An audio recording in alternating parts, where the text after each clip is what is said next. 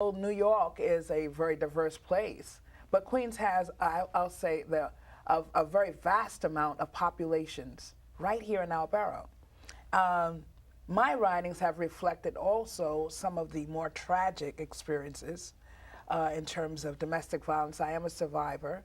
I'm also a advocate through the Queens Mount Sinai Hospital Center, and because of the experiences that I have had, and coming back to Queens to give back, in that sense of the borough and the occupants there, that is also what I write about.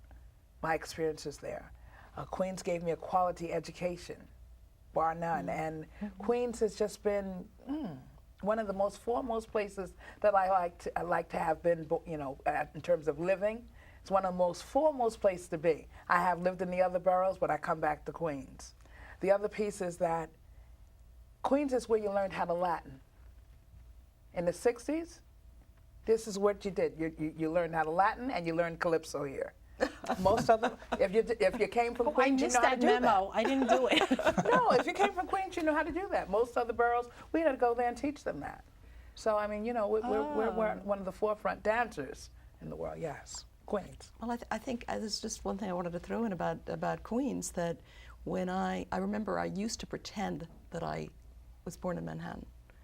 And now I'm proud to say I was born in Queens. And I think maybe partly that's because writing about immigration for the New York Times, what better place to have been born, since Queens it's the most diverse place Absolutely. on the planet. In the galaxy. In the galaxy, that's right. Absolutely. And one thing I'm really thrilled about is that Magic by the Book, my book, has been translated now into Spanish. It's going to be coming out in Spanish. That's wonderful. Excellent. It's been translated into German. It's going to be coming out in Germany.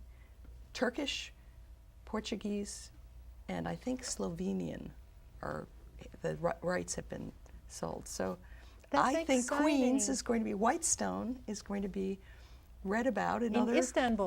Right. Wonderful, wonderful. Wonderful. What's great about Queens is too, like a lot of the boroughs, but I guess Queens most. It's like you grow up in a small town and New York City at the same time, which is great. You get the A best of both worlds. And I guess when it doesn't work, it's the worst of both worlds. But it's definitely get that very diverse situation there. Yes.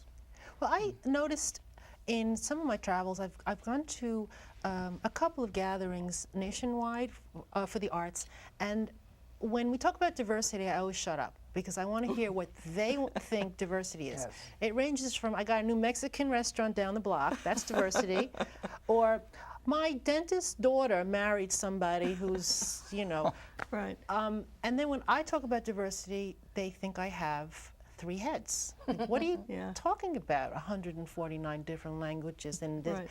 and Yes. the relentlessness of this hybridization is I'm fascinated by. So you have a Bhangra band, and there's a Mexican fiddle player, and then there's a Yes. Jewish, klezmer guy playing in the band, and then on the weekends they play, and they just Absolutely. they don't miss a beat. They just keep going and going and right. going, and so you get this richness of the confluence of all of these influences, and you get something so marvelous that you look at it and you don't know what it is, but you want to be part of it. Absolutely. And that's why they look at me like I have 3 heads. Like, what is that?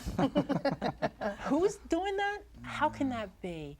And I said, you should spend some time in Queens, because that's what America's going to look like in 10 years. Absolutely. You want to know what's going to happen? Why don't you just come to Whitestone? Why don't you come to Bayside? Why don't you hang out in Rockaway and you get to see how that looks, what the faces look like, what the music sounds like, and what the art looks like. And I really think that that's wonderful to see in the literary arts, because growing up, I didn't have a whole lot of role models in literature. I loved to read as a child, and I just found that some of the literature that I was seeking wasn't there. Yes. And that's why I'm so passionate about being a contributing member of children's literature. I want to be part of that. I want to contribute to a world that I felt was lacking in voices and perspectives and just stories. And one of the things that you mentioned, Nina, you know, the faces of the children of the library. You know, when I do my reading, first I call it the shining eyes. They look at me and they go, oh, you know, it's a real person. You know, not a, Yes. they get Right. over that. And then they go, oh, she's got a big long name that's misspelled all the time too. then there's the image that I say, well, how many of you have very big families? How many of you have wonderful parties? How many? Yes. Maybe then the light bulbs start going off that everyone has a great story to tell. Then you see the shining eyes, and they're, I want to write a story, and Mrs. Krakauer, you should put an alien in that book, and you should do this, and they're empowered, constructive criticism. I love it, and they email me and they tell me these things, and that's when I know I've done my part in inspiring another set of young writers that can also contribute to this world of children's literature, so that we all continually honor those stories and honor those experiences, no matter how funny the name is or how, you know, how exotic or unknown the holidays might be.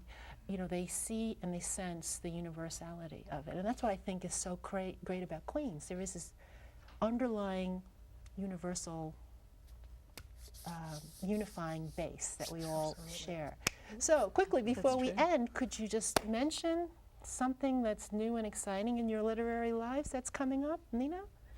Well, I already mentioned this Spanish edition of the translations? translation of the book. Congratulations, that's thanks. wonderful. Yeah, it's. I'm very excited about that. But I'm thinking about doing a sequel. That's great. Yeah, I'll look forward but to that. it'll probably be a while. Elvin? Great. No, I'm doing just a prose expansion of it, and I'm getting married on New Year's Day. Mazel tov! L'chaim, yes. Barbara? And again, you can find the CD in Seaburn's bookstore in Queens, and it's on CD Baby, and it's on Dig Station, and I thank you. My pleasure. I'm Hungy Lee Krakauer, and we are here with three great literary artists. Thank you for joining us, and join us again on Art Spy. Thanks.